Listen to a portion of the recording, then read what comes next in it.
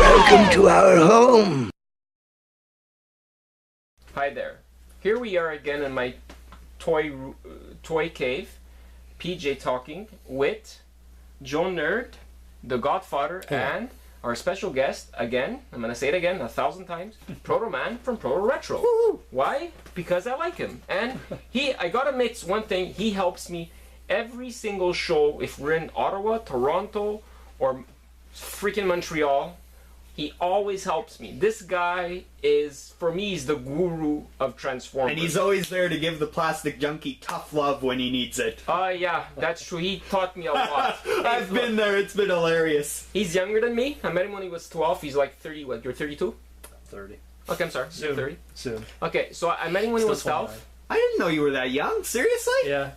And the guy taught me a lot. I gotta respect, and I taught him things too, so it goes both ways. Like, he was surprised in some things that I collected. He goes, "You actually collect this stuff?" He goes, "Man, Rob," he goes, "This is cool." I go, "Thanks." Anyways, said my real name. Who gives a shit? Yeah. You've done that before.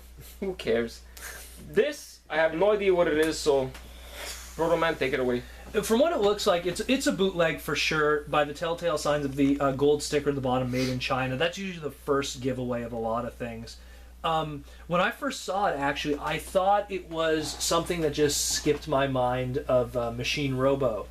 And what Machine Robo is, it's what GoBots were essentially where the molds came from. And I thought it was honestly a deluxe-sized Machine Robo design. But it is not, because I went through all my reference books and I checked online when I saw the images of this from Facebook when Plasticjunky showed it to me.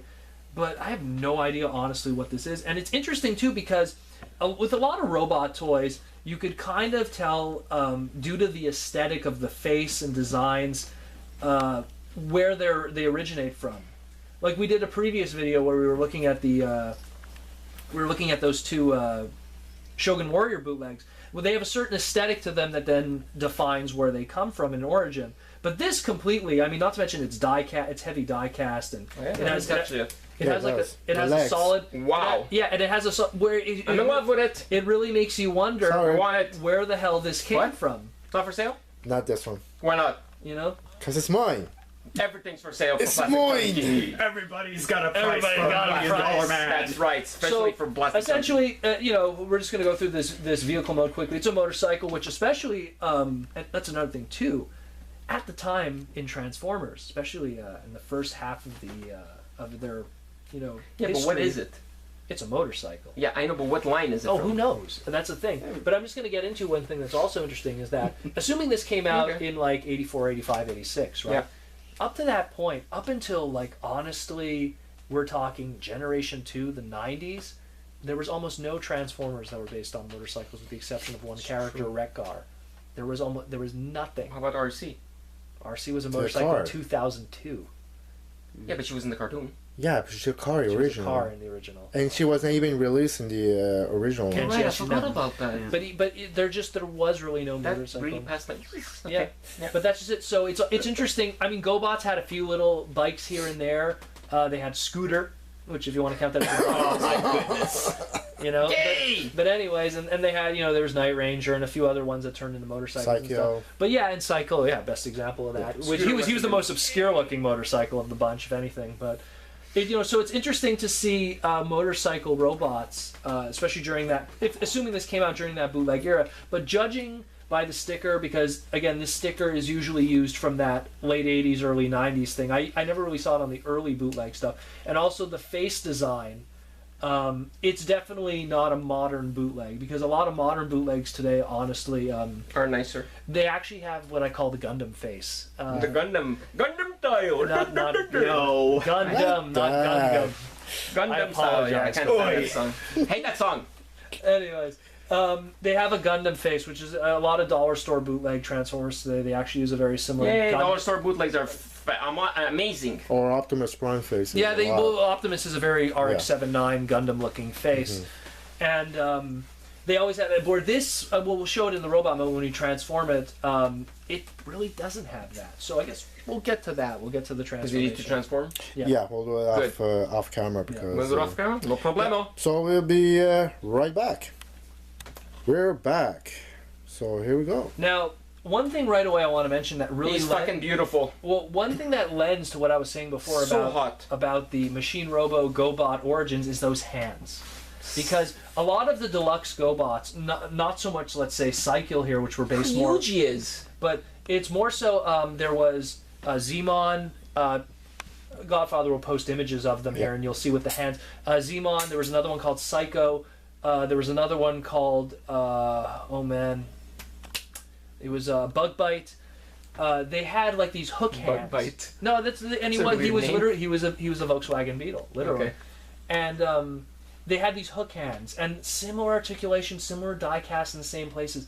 But here's the thing: he is not based off of A GoBot. a Machine Robo mold, which is very fascinating. Machine Robo, yeah, Machine Robo. Or GoBot, same shit. Same shit. Machine Robo's from but the that's second. just it, and that's what I find so fascinating. And even the aesthetic. Again, looking at that face, it right away it doesn't tell me anything. You know what it reminds me of? Tron.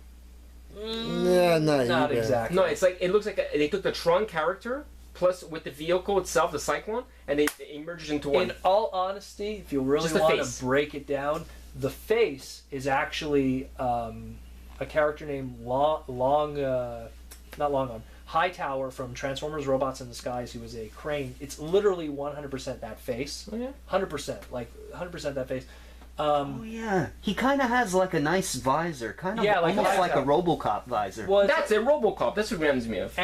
but the rest of it is just a very I find it interesting because you have the two little suspensions for the front wheel there, and it almost kind of makes like hair or dreadlocks for the side. The front forks kind of make like a... And it almost looks feminine. Yeah, actually that's... In aesthetic. Well, even look at the legs. So Yeah. show by the side, you know. Yeah, it's very feminine in aesthetic, and I mean it also... It probably is a girl. You never know. It Maybe. brings cues to, again, a GoBot character named Crasher.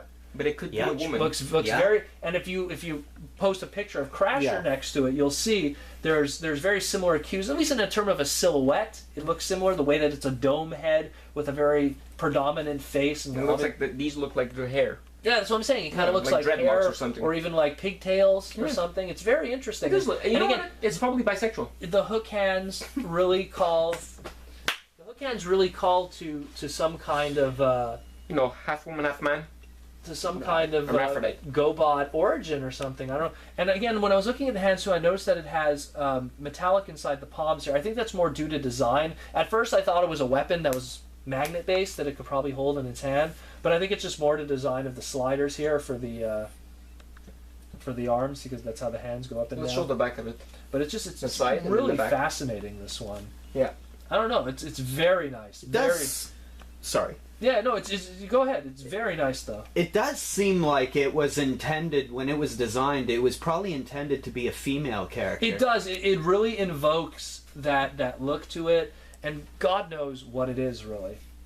God knows what it is, but it's one of those things. I hope one day I find it mint in box or something, and maybe see the box art or even. But it is. Or you know, one of our viewers, if anyone has any idea, Yeah, please comment and yeah. tell us. Please comment. We've looked and we subscribe, can't find. Thumbs up.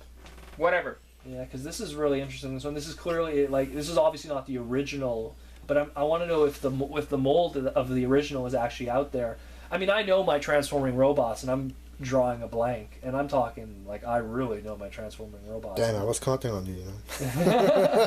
This one's no, because it's. I'm telling you, it is so fucking Machine Robo. It's painful, like the spirit of it.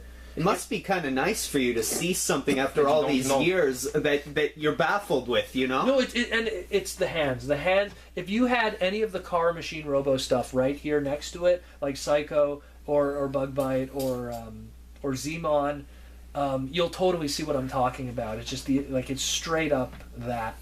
So I don't know, whatever, you know. I like it. I give it a 5.5. If that's possible. Yeah, I've done that before Oh, yeah. on my reviews. I give it a 5 too, because it's gorgeous. Gorgeous. It's Yeah. absolutely See, gorgeous. we That's can't some. review. It That's is something. In gorgeous. all honesty, if I had that, I'd probably put that in my GoBots display, just because I feel It's like nice. it belongs there. Yeah, it looks like a GoBot. It really does. Yeah, It showcase does. Cycle again. Yeah, it does. It totally belongs. Cycle's one of the weaker of those too, but the second series of the Super GoBots, it totally would fit in with those. Anyway, Cool. Thanks a lot, Protoman, for No Proto problem. Retro, for being on our cave with all three of us.